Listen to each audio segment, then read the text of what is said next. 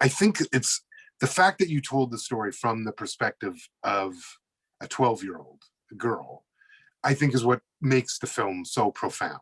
That it forces adults to see things through her.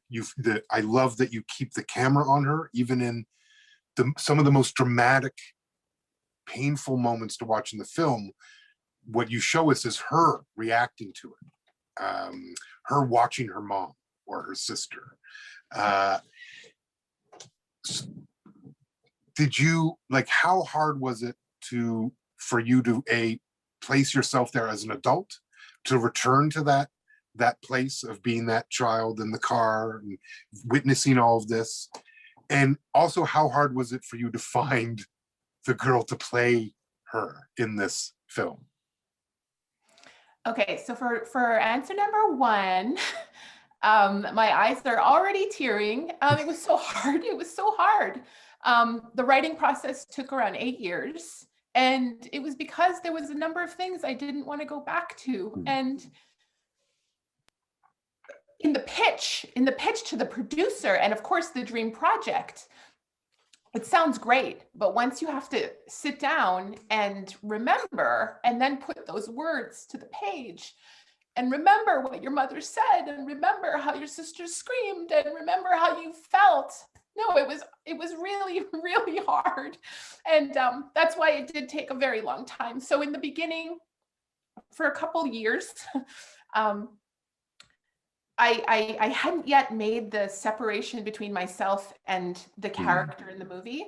And I think the big breakthrough did come when, and I forget who gave me that advice, but to give myself the permission to separate and let her be her own creation, and the family be the family I need them to be for the story I need to tell.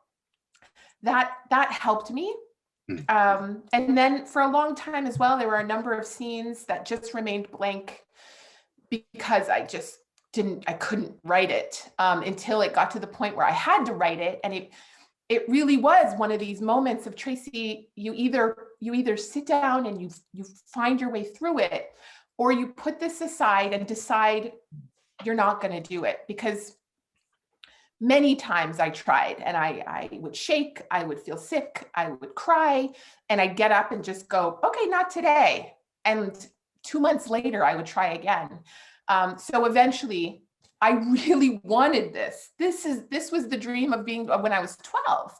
So I did finally, it was that last scene. It was the one with the rocks where I sat down and I cried the whole way through, and it's only 2 pages, but it felt like days. But I have to say, once it was out and it was on the page, there was something very freeing and healing about that, and getting one step closer. And if I could shoot this, it's all in service of some bigger vision, right?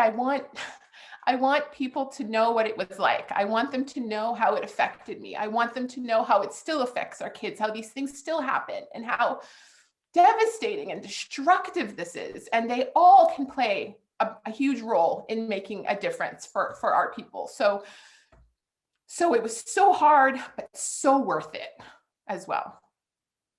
Was shooting the actual scene difficult? Yes, yes, absolutely.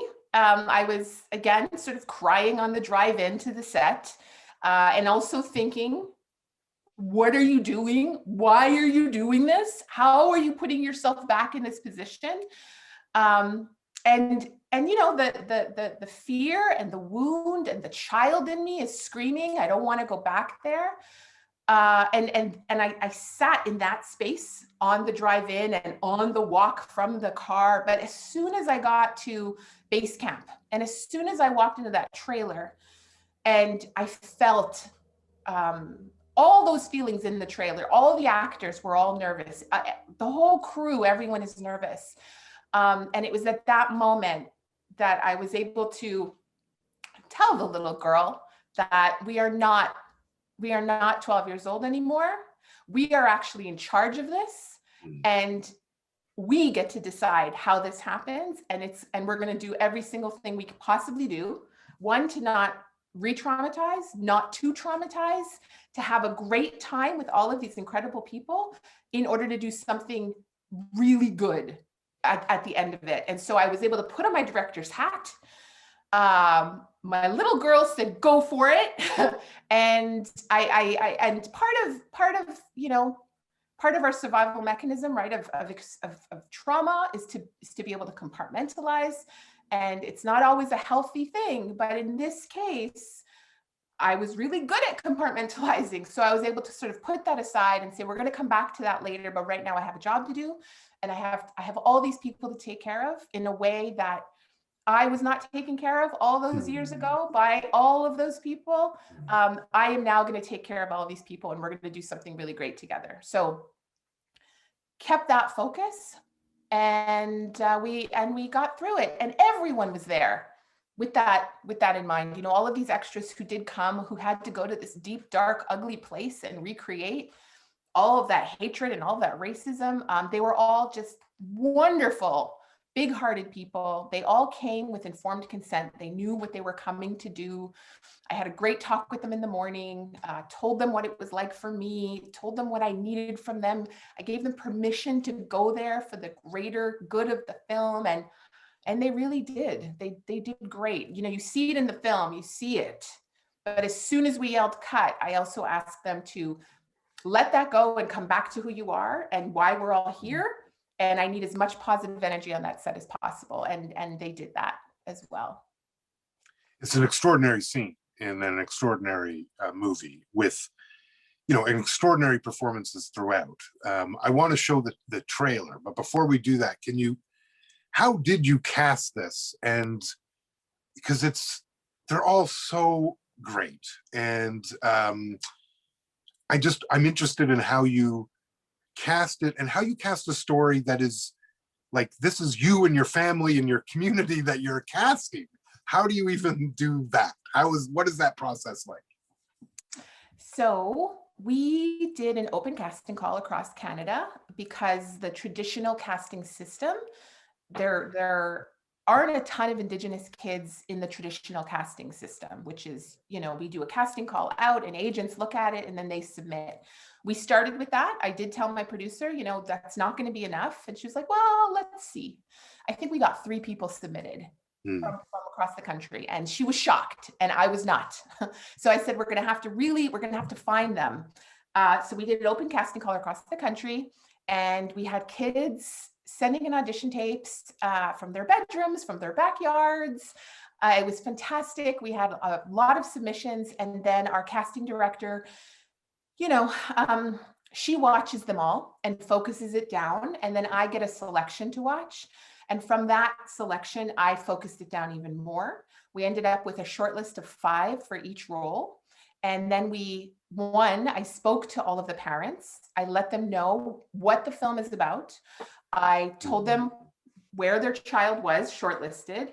I wanted to send them the script so they could see everything that would be involved. And then we could talk about how I would be shooting this and what I would be doing before they made the decision of whether they wanted their child to continue on the process. The last thing I wanted was for these kids to go in this process and get more and more excited, only to be further down the road.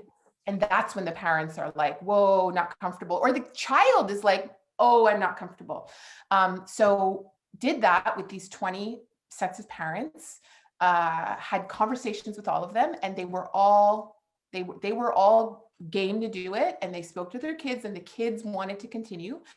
So we flew these 20 kids, Indigenous kids from across the country, into Toronto for a weekend. We did it was acting 101 workshop at the CFC for 2 days with our acting coach, Millie Hutton. And so even the kids that weren't cast, this wasn't a 2-day casting session. It was come and learn more about acting. And some of you will get cast.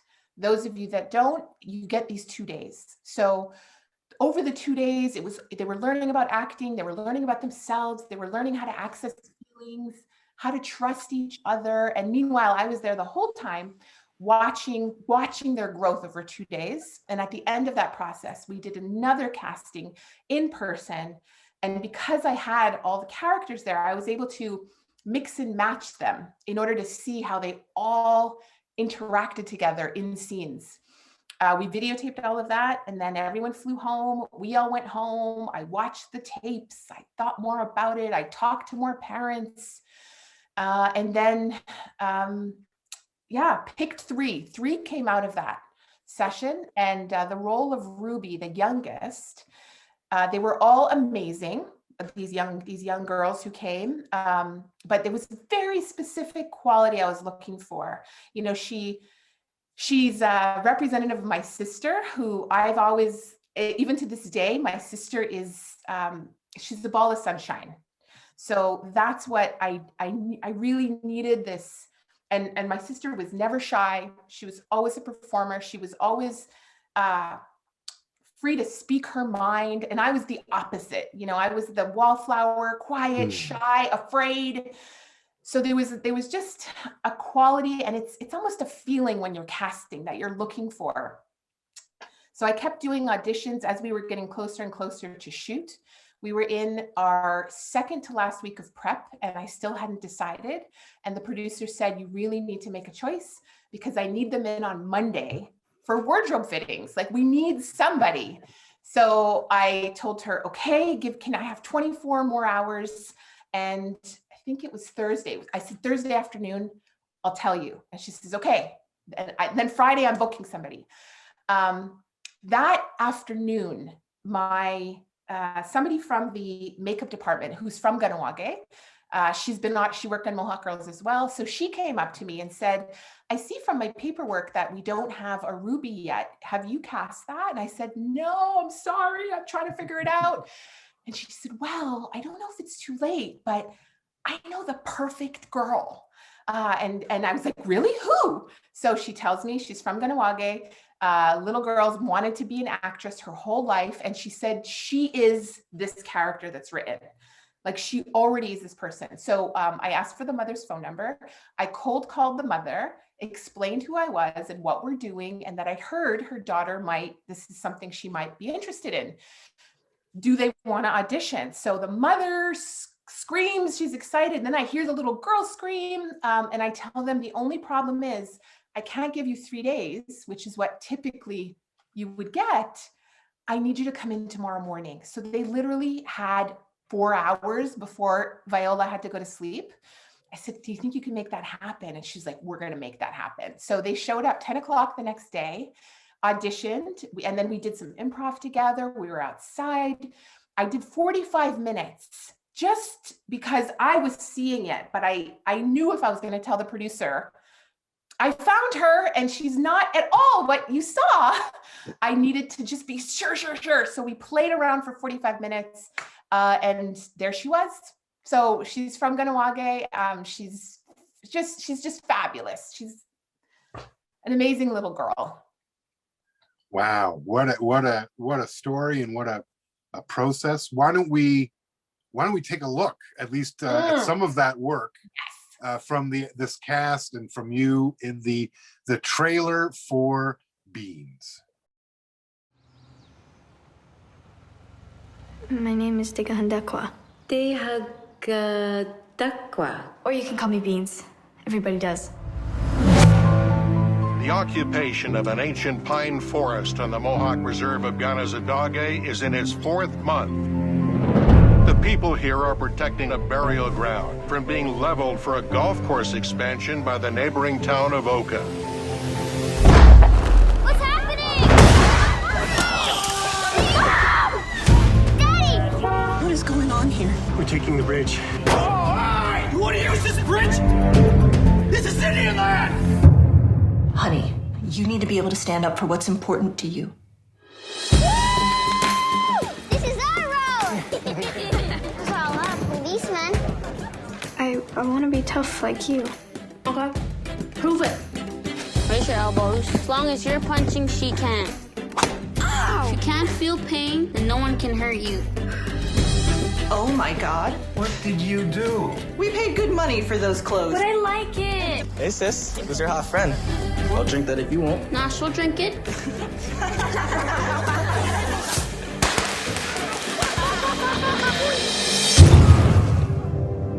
You ready to talk? Why are you looking at us like that? Hey, answer me! Do you understand what is at stake here? If they hate us, we suffer. Oh my God. Get on the floor now. Get on the floor!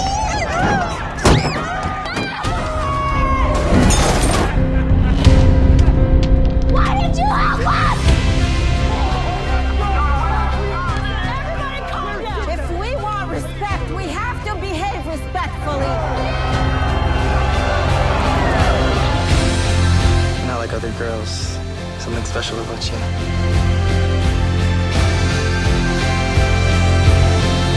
My name is Dega Handakwa.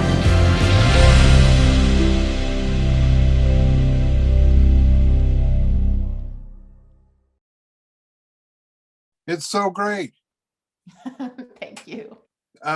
You know, you talked a bit about you know, the process of bringing about this story from your life and bringing it to the screen. When I think of your other work, like Club Native, which is probably when I met you, or even Mohawk Girls, it always seemed to me you were in there. It always seemed to me that those were also stories sort of about you and the people around you. But it is, and I say this as someone who just completed their book, there's something about excavating of your own life that is particularly hard. But when I think of this particular story, you know, I was watching this unfold as a teenager in Toronto, Anishinaabe teenager who was told when school started to go back to Oka, which was a very confusing thing to be told to an Anishinaabe, because I am pretty sure that was not where I should be going back to. But I think was emblematic of sort of how the country, or a lot of the country, viewed it, you know. And yet here you've personalized what was a transformational political moment in the history of this country. One of maybe the first times where the conflict between First Nations and the state was on TV screens during prime time, you know. And yet for me, the story of that, even with Alanisa Bomswin's film about those events, even with, you know, this is among the more covered events in my lifetime in Canadian history. It wasn't until your film that I felt I understood it, or that I felt it, even though I knew what happened, this movie really maybe I didn't really know until I watched Beans. And that is, I can't thank you enough for that and what it means. And it also means that all of you watching, if you haven't seen this movie, you need to see the movie. This is a movie every Canadian needs to see and needs to be seen globally so that we can all understand. So we're going to take questions from the audience, but they gave me a 2-minute warning, and I just wanted to say that to you, Tracey. We've known each other for a very long time, and I'm just so immensely proud of you in this movie. And I love that in the trailer it said we're seeing a new cinema age for Indigenous cinema, and I think that is exactly right. And it's storytellers like you that are going to have brought us to that age. So I want to open it up to questions from the audience. There's a Q&A function where you can put it. You can also raise your hand, and we can see if there's a raise your hand button. If you go under the 3 dots or on the bottom of your screen, raise your hand, and then you can turn your camera on, and Tracey can actually see you when you ask your question, or you can submit it through the Q&A. So let's see. Well, someone just said I got chills watching that. So that's a trailer. Just Great. the trailer. That's a good sign, Tracey. That is a good sign. The first question I saw was Beth, always pragmatic, Beth. She asked the question, where can people see it? That's a great question. That is a great question. So we are going to have our wide release in Canada on July 2nd. So that'll be theaters. Hopefully it's safe enough for us to go to theaters. So mark your calendars, July 2nd. I believe there's going to be over 24 theaters here in Quebec, like less in other cities. So you may have to find the theater that has it. But more news will be coming out. Our distributors, Mongrel, social media. You can follow Beans of the Film. You could follow me, Tracey Deer. We're definitely going to be pushing that news out when we have it, or when it's closer, I should say. After the theatrical release, we are also going to be available on Crave and CBC. And I don't know exactly when, but I'm thinking later on in the year. But that's not official either. So watch all those spaces for news of the film coming out. One of the interesting things is you mix together news footage, like real news footage of the time, with the film. How did you approach that? Because it really adds a lot to actually see what we were all watching. And I also want to ask you about, because there's some news footage that I had never seen, and I'm interested in that. But how did you approach using that actual footage and then inserting it in like what's an intimate family story? Yes. So I always knew I wanted to use archival footage.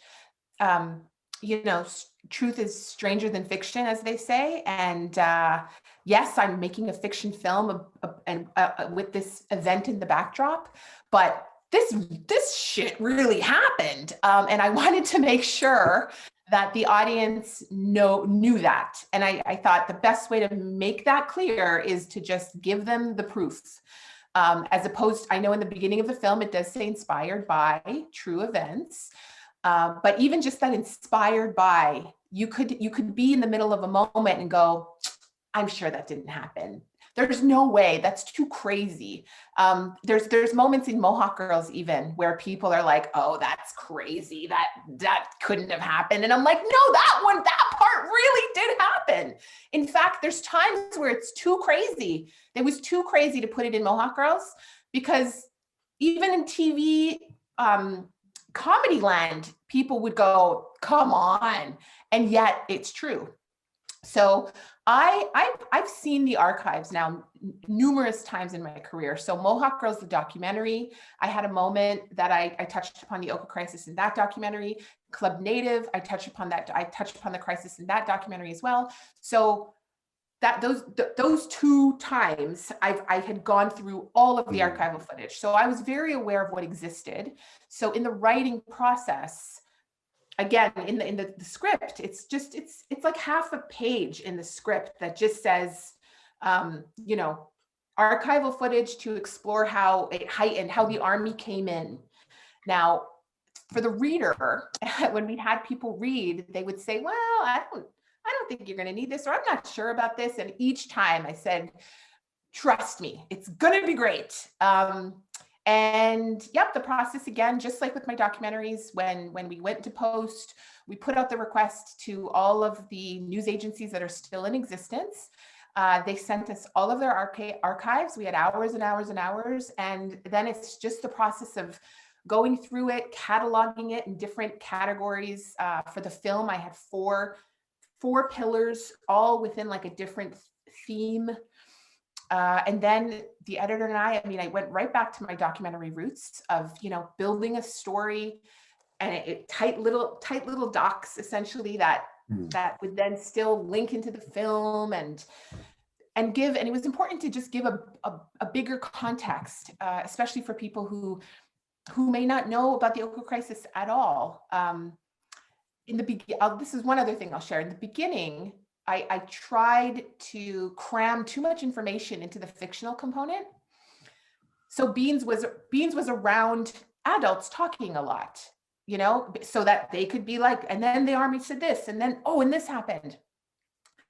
And it was boring. It was super boring and very inactive for my lead character to be, sitting around. And granted, little kids love hanging around and eavesdropping on adults. But when I really thought back to it, I was Are you kidding me? I was not hanging out with the adults who were all stressed out. I was on that highway on my bike. We were having a blast until we weren't, that is. But once I connected again, it was always coming back to the 12-year-old. What's the truth? And the truth was, a lot of the time I had no idea what was going on. I didn't know why the tanks were coming in. But I knew they were there. I didn't understand why people were throwing rocks at me. I didn't understand why the cops stood by and let them do that to us. And the only way I could understand it was to internalize it and say, there's something wrong with me. There's something wrong with us that they are allowed to do that to us. And it took a long time for me to find my way out of that. So once I clued in on that, then I really left it up to the archival moments to take care of giving enough information that you get a sense of what's happening.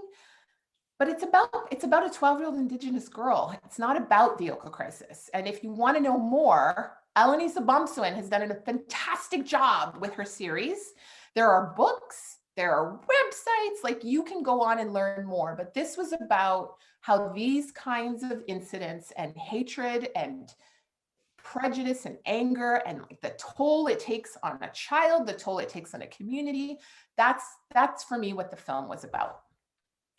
It's wonderful choice. I think it's so powerful. The part that I don't remember seeing at the time was the solidarity from non-Indigenous residents in Montreal. I do not remember that at the time. I don't know if that wasn't shown in English Canada or but all we saw were the rocks and was the hate. We didn't see people actually marching in support. And I found that sort of fascinating in 2021 to see that.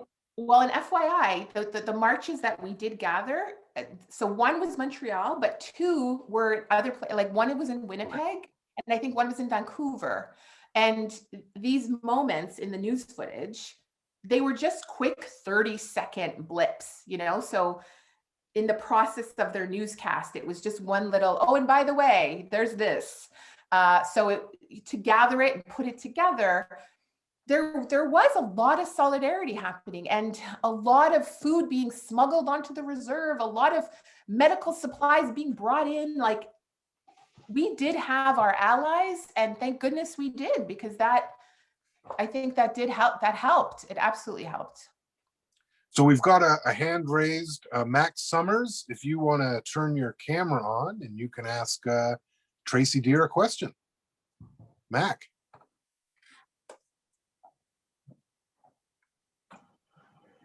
Hi, Mac. Hey. Hi, Tracey. I loved your movie. I saw it at TIFF. Blew me away as a settler, as an ex-Montrealer.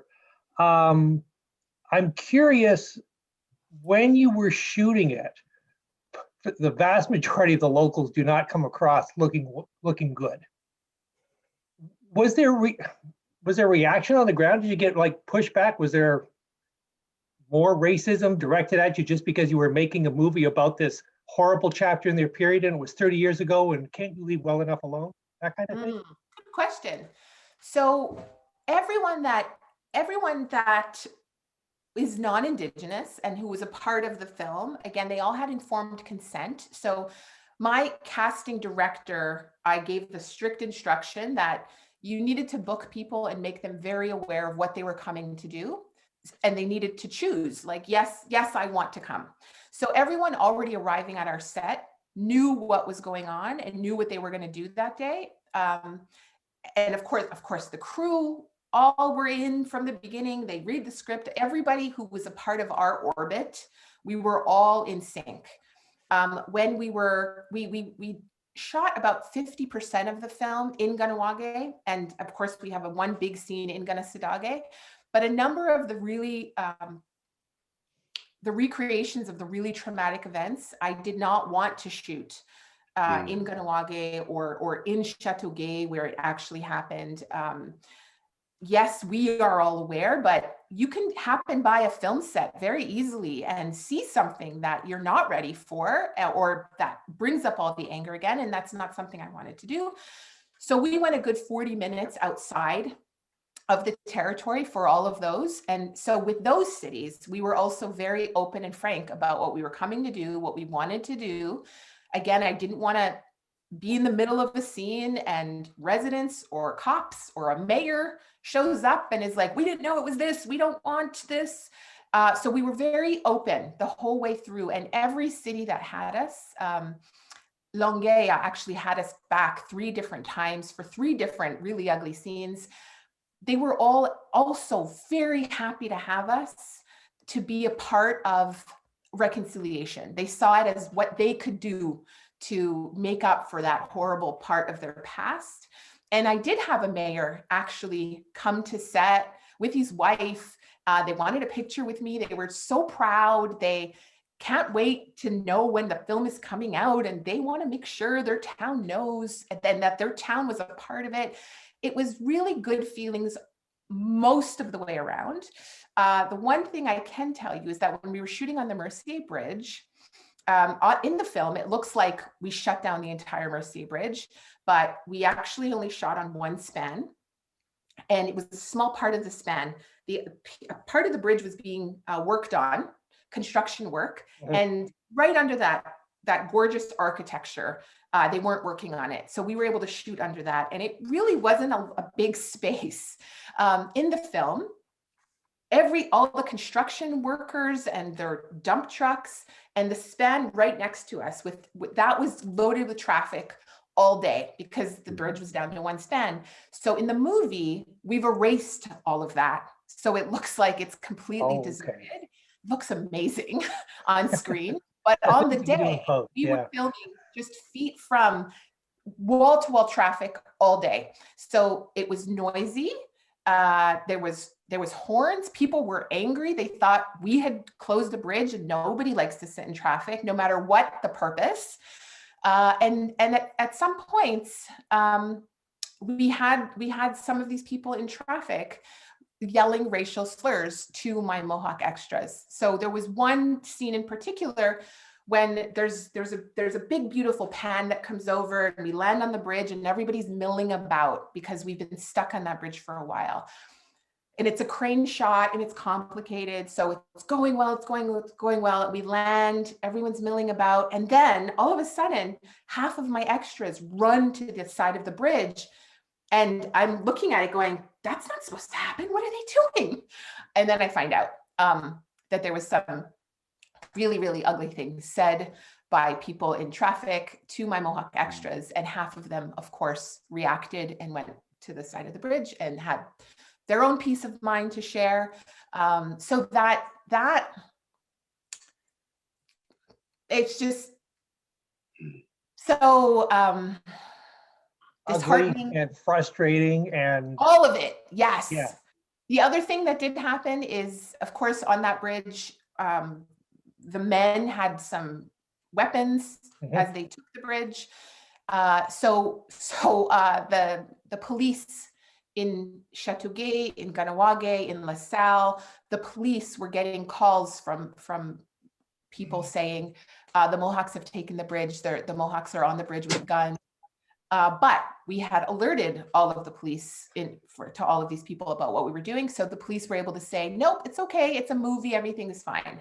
So, thinking ahead to what could happen and doing our utmost to try to mitigate all of that. We put ads in the local Ganawage paper so that residents were also aware of what was happening, that we would be up there if they saw anything. But I think that's the one thing I would point to that was really sad and really. Yeah. But no, like I said, your movie just blew me away. Thank you. I really didn't know what to expect, and it was just like, from the opening scene, it was just like, wow. So thank you. Thank you so much, Mac. Please spread the word for people to. I started at TIFF, and as soon as it's on the streaming services, your biggest booster. Awesome. Thank you. Thanks, Mac. Tracey, we've got a question in the Q&A here from Robert Skanes. He says, I would like to ask Tracey, to what extent were you able to determine and communicate to producers/funders who the audience would be for the film, It's a subject I'm eager to understand. How to communicate as much for a passing project feature? That's a really interesting question. So here's the thing. Often I do have to answer that question. Who is the audience? You know, I certainly did it for my documentaries, and I did it for Mohawk Girls. I didn't actually do it very much with this one. And I don't know if it's because when the funders or the producers read the script or even just heard the log line of a coming of age story under the backdrop of the Oka Crisis, if they themselves were already able to go, oh yeah, I know the audience, like I can see the audience for that. So that was actually not a question that I had to really push. So I'm sorry, I don't have something more specific for you. Yeah, I suspect the historical, like the magnitude of the event, the fact that it's, you know, incredibly famous event helped. We've got another question here from Faven Abrera. Sorry if I mispronounced that name. This is a good one. When writing about something so personal, did you have a routine you would practice in order to help to write about those vulnerable moments? No. And I think if I maybe had a routine, perhaps it wouldn't have taken 8 years. You know, when I would run away from the computer, I was away from that computer, or not a computer, but away from that file. I have since worked on developing better techniques as a writer. So I definitely have some of those in place. You know, one of them, and I think it would have worked for this project in particular. Sometimes there's a lot of dread that permeates the idea, and it doesn't even have to be writing a traumatic event. It could just be like, I'm nervous of writing. And there's so much self-doubt that goes into it too. So now, this is not mine, I learned it from somebody else, but I give myself 20 minutes. I say, sit down, see if you can get into a flow for 20 minutes. I set my alarm clock. And if after 20 minutes you're not feeling it, then there's no point in sitting there like struggling through it. You really do need to be I need a bit of a flow happening to create. So I feel like my inner resistance is able to succumb to like, okay, 20 minutes, it's like that. So because I have that out, I'm able to get rid of the dread enough to sit down and go, let's just try. And most of the time, something starts happening. And so the alarm clock will go off 20 minutes and I'll go, wow, that was fast. And I'll go, let's do another 20. And I'll set it again and I'll set it again. And then eventually I'm in a groove, I'm feeling good, I like what's happening, and then I just won't set it anymore. But that's been helpful. I can also share, I'm also not a morning person. I'm more of a night person. So I've tried to make myself, more of I've heard of writers waking up at 6 to start writing at 7 so that by 10, they're able to, it's just not me. And you need to embrace who you are. Absolutely. We've got more questions here, Tracey. This comes from Talia Fowler. This truly gives off strong emotions through the screen. Do you have any tips on how to really make an audience feel something without specifically saying it or blatantly showing it? Okay, well, definitely you never want anyone to say it. So yeah, that is the big trick in coming up with your story. So it starts on the page, figuring out what are those scenes that will elicit those emotions. What do I put the characters through to go in those places? And then because I'm not sure if she's asking as a screenwriter or as a director, but then once you're on set, for me, I can't know exactly what all audiences will feel. I can only really trust myself. So as I'm directing, once the performance is happening, once we've yelled action, I am zeroed in on just my screen, even though there is so much else going on, but zeroed in on that screen. and I'm watching and waiting to see if I feel anything. And as soon as I feel something, as soon as I'm like with the character and I'm scared or I'm shocked or I'm, I cry all the time. And that's my marker. If I cry, I'm like, okay, one person has cried, me. So that's good. But then often I'll yell cut, and I'm like dabbing my eyes and I'm looking around, and crew members are wiping their eyes. My script supervisor, always, I'm great. I just look over at her and I'm like, how are you? She's like, and so then I'm like, okay, good, two of us. And then, you get to a point where you need to trust your feeling meter, because you have to be conscious that how difficult it is for actors to go to those places, and you don't want to keep pushing them past perfection. So yeah, the empathy, your empathy meter has to be really big. You have to be open to people's feelings and taking them in, and but definitely it can never be somebody saying that they're angry. Never. To this day, I'm still in therapy to this day to learn how to say to somebody, I'm really angry. I don't know how. So most people are not good at saying it. They're going to show you in other ways. Yeah. And that's the trick of storytelling. The old show, don't tell theory. We've got time for a couple more. If we can, we're going to go a little long, but it's beans, so I'm going long. We've got a hand raised from Ida Jagark. Ida, if you're there, you can turn on your camera and ask a question of Tracey Deer.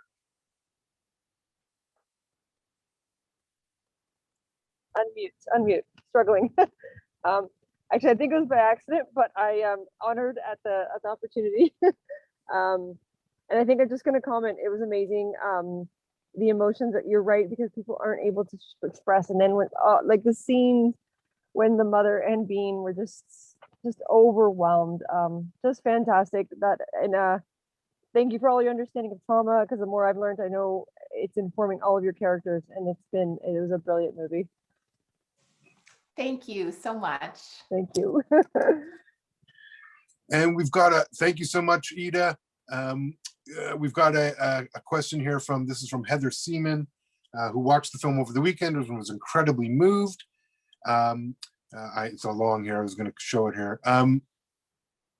What she's asking here is because she was disgusted by the depictions of some of the behavior, the incidents at the grocery store, the boat, the rock throwing. They're also upsetting. After the crisis ended, Tracey, how were you and your family treated? So when the crisis ended, that September, it did not all go back to, even before, it wasn't necessarily, all hunky-dory, but it took years. It took years for our communities to heal internally, but then also to reconnect. For the longest time, Chateauguay was off, like we didn't go there. We were also not welcome there. The signs up in the stores, Indians not welcome, stayed up. So we began going to LaSalle, our own economy, our own businesses on the reserve.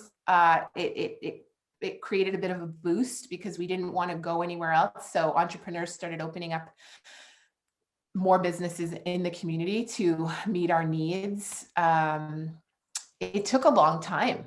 And, I went to, like Beans, I went to Queen of Angels Academy. She goes to Queen Heights Academy, but I left the reserve every day to go to school. In the beginning, I boarded at the school with nuns, so that I wouldn't be doing the traveling, because we weren't quite sure what was going to happen next. So me and all the other Ganawage girls boarded with these nuns for, it was about 6 weeks. in a convent. I mean, I think that might be another movie. And I know that for me, every day I left, I had the armor on and I was watching my back and I was ready for trouble. And I only found out graduating year that all of these, non-Indigenous, all these white girls that I went to school with, that I was on guard from, they were actually terrified of me. So, yeah. And look, I think I've been in fight or flight mode for most of my life. Like that was the reality. And I needed to be that way back home too. Back home was tough. So I was aware and prepared to be jumped when I was off the reserve, and I was prepared for it when I was on the reserve. So the only real place that I felt safe was inside my own home. But I can't stay there your whole life. I did try for my adolescence. I did stay in there as much as I possibly could. But yeah, it took a really long time. And that's a big part of why I didn't want to shoot any of these scenes in the actual places that they took place, because the purpose of this film is not to rip off scars of wounds. That's not what this is about.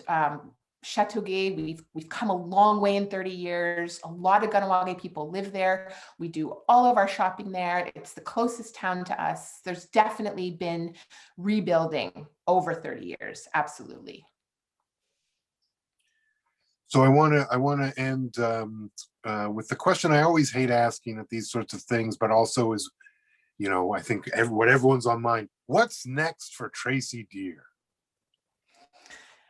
So did I explain it earlier? Yeah, I did. I said sort of like all the boxes that I've been working towards. I started in doc, and then I wanted to do TV. I did TV with Mohawk Girls, and then I wanted to do a feature. I've now done a feature.